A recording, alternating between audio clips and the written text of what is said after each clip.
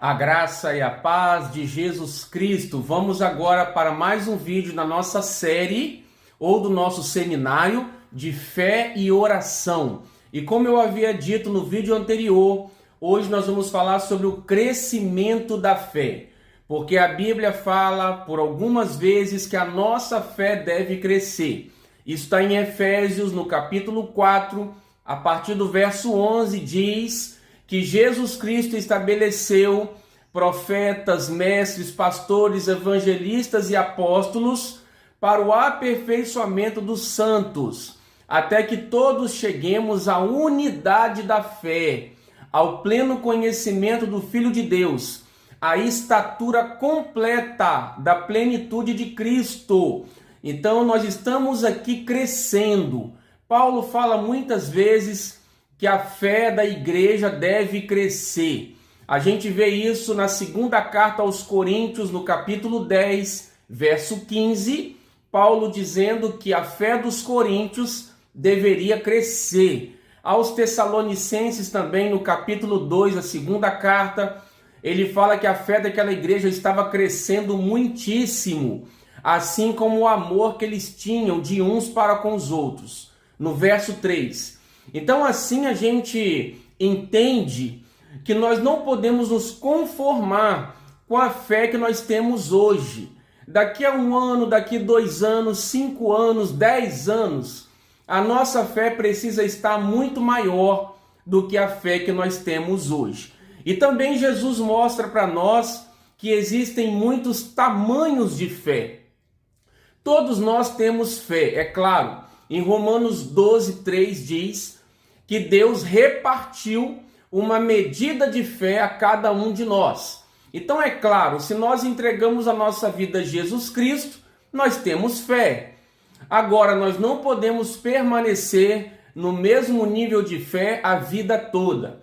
Deus é paciente, é misericordioso, Ele espera o nosso crescimento, assim como um pai espera o crescimento de um filho.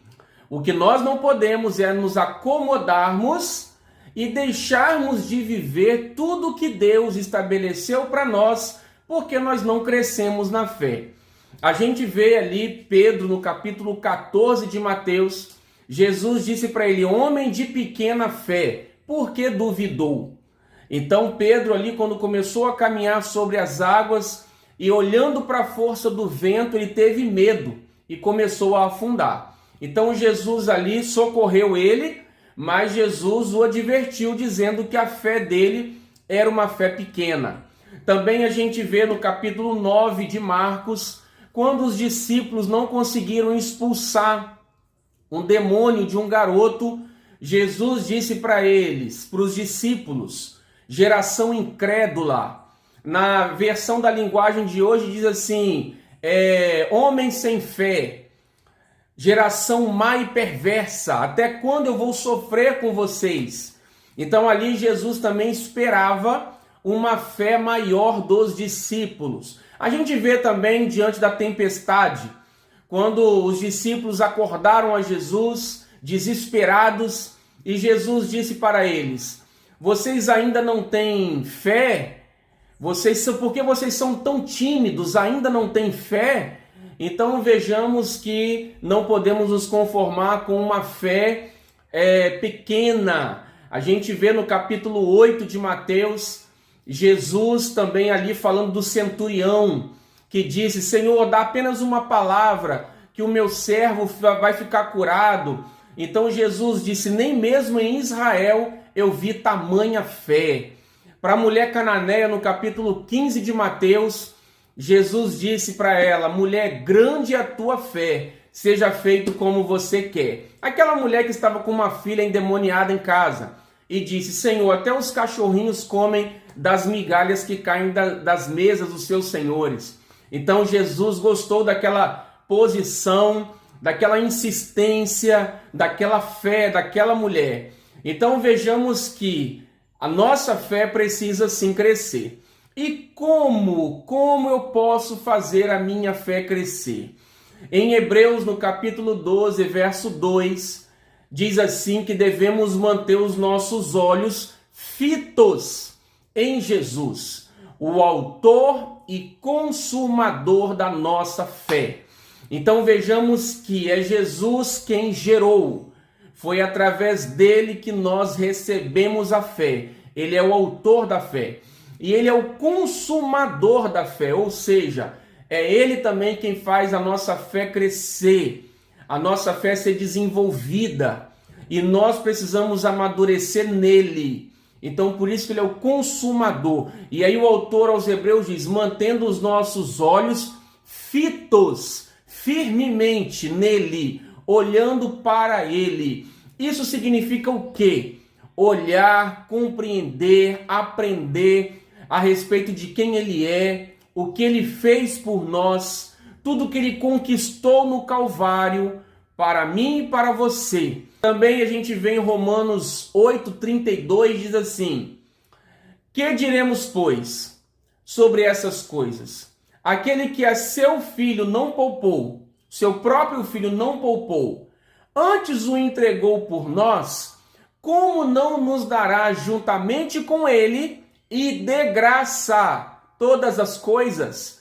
Então vejamos que se ele não poupou Jesus Cristo, mas entregou por amor a você, como ele não vai te dar todas as coisas e de graça, juntamente com Cristo?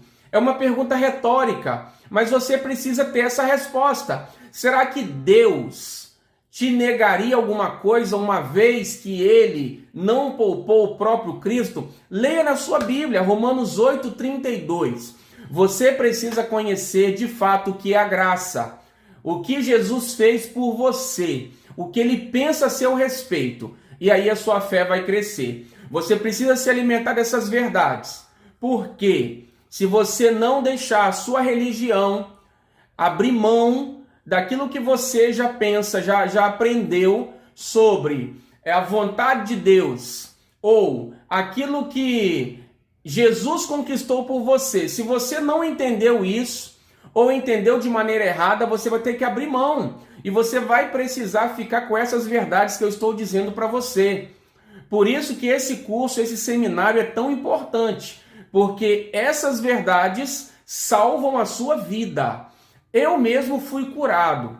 Os médicos não me deram uma solução. Eu comecei a ter intolerância, algum tipo de resistência a alguns alimentos.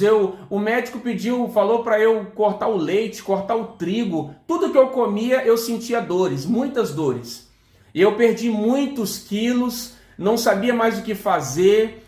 E eu clamei muito ao Senhor para que fosse curado, porque eu não podia comer mais nada. Porque quase tudo que a gente vai comer, ou tem trigo, ou tem leite.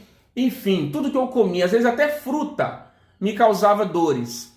E aí foi meditando nessas verdades. Eu li um livro de Bill Johnson, um autor americano, um livro chamado Deus é Bom. E assim eu continuei lendo os outros muitos livros que eu adquiri sobre fé. E a palavra de Deus, é claro, meditando nessas verdades bíblicas. O Senhor me curou, hoje eu como de tudo, leite com lactose, sem lactose, e graças a Deus eu não sinto nada. Então, essas verdades que eu estou falando para você irá salvar a sua vida e aqueles que te ouvirem, porque a Bíblia tem esse poder. Ela é viva e eficaz. Então ela funciona, ela é eficaz naquilo que ela promete. Hebreus 4,12. Então creia nessas verdades, porque ele já fez tudo por você. Agora nós estamos num combate da fé, o bom combate da fé. É crer, deixar a nossa fé crescer. No próximo vídeo eu ainda estarei falando sobre o crescimento da fé, tá? Sobre tudo que Jesus diz a seu respeito e o que ele conquistou por você. Assim a sua fé irá crescer. Deus te abençoe. Até o próximo vídeo. Permaneça comigo aqui. Deus te abençoe.